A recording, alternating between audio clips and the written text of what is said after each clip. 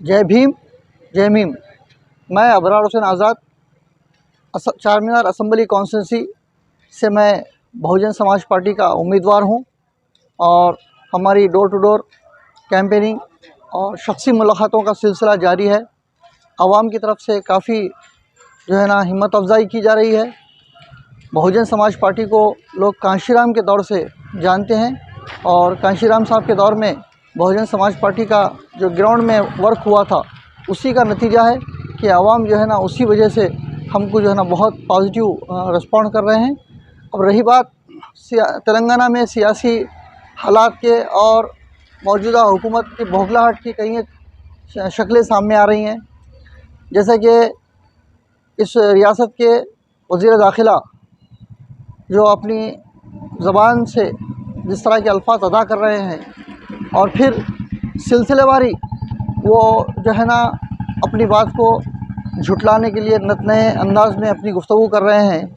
और एक इंटरव्यू को देते हुए ये बताया कि उन्होंने मेरे पुतले को जलाया, मुझे तो नहीं जलाया।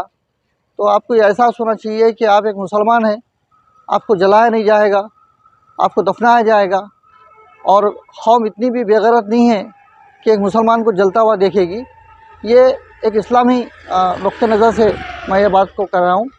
और रही बात आपने जिस तरह हज़रत उमर रज़ियल्लाहु अन्हु के दौर को जोड़ने की कोशिश की, फिर उसके बाद में मीडिया पर उसकी ज़िम्मेदारी आयद कर दी कि उन्होंने इस क्लिप को निकाल दिया। और फिर एक इंटरव्यू में आपने ऐसी माफ़ी के अंदाज़ में और इसी मक्काराना हंसी के साथ में आप ऐसी वजाहती अंदाज़ में गुफ्तगू किए। ये तमाम ये आपका दिवालियापन का अंदाज़ा लग रहा है कि आप इस वक्त बौखलाहट का शिकार हो गए हैं और आपको इस बात का कभी अंदाज़ा हो गया है कि टीआरएस पार्टी बीआरएस पार्टी इस वक्त में अपना मुकाम और मर्तबा खो देंगी। और उसी का नतीजा ये है कि वज़ीर आज़म वज़ीर आला केसीआर के फ़र्जंद केटी रामाराव भी ज़बान दराज़ी कर रहे हैं। वो भगवानों से और अल्लाह से लड़ने की बात कर रहे हैं और वो ये बात करते हैं कि केसीआर जैसे ही हुक्मरान के दौर में अज़ान सुनाई देगी, लाउड स्पीकर में सुनाई देगी और उसके बाद के दौर में अज़ान सुनाई नहीं देगी। ये तमाम बातें मैं इसका खुलासा नहीं करूँगा, बस मैं ये बातों से इस बात का अंदाज़ा करता हूँ कि यहाँ पे ये बिलखुसूस टीआरएस पार्टी बीआरएस पार्टी बौखलाहट का शिकार है। कागज़ नगर से आलमपुर तक और सूर्यापेट से ज़हीराबाद तक बहुजन समाज पार्टी की जो हवा चल रही है उसी हवा का नतीजा है कि ये लोग आज बिल्कुल बेबहरा हो गए हैं। Doctor R S. परवीन कुमार की तेलंगाना की बागडोर संभालना तमाम सियासी जमातों के लिए हलचल का मौजू बना हुआ है। और फिर एक मौके पे कविता कल्वाकुंडला कविता कहती है कि मुसलमान एक कबूतर की तरह दाना डालो। तो ये तमाम बातों से और हरीश राव मुसलमानों को फ़कीर के लफ्ज़ से पुकारते हैं। तो ये तमाम बातों को और के चंद्रशेखर राव मुसलमानों को बोलते हैं कि भाई बैठो तुम्हारे बाप को बोलेंगे।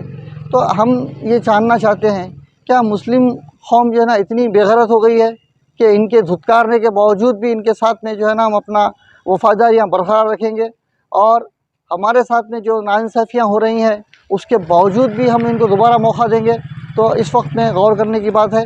एक सियासी ताकत के तौर पे तेलंगाना में Bahujan Samaj party doctor R S. Parveen Kumar साहब की क़यादत में जो एक साबिक़ा IPS है वो आज हमारे आवाम के दरमियान है। मैं तमाम लोगों को बिलखुसूस हल्का असम्बली चारमीनार की आवाम से मैं दरख्वास्त करता हूँ और मैं ख्वाहिश करता हूँ कि वो मुझे अपने कीमती वोट से नवाजें और बेहतर से बेहतर मुझे काम करने का मौका दे।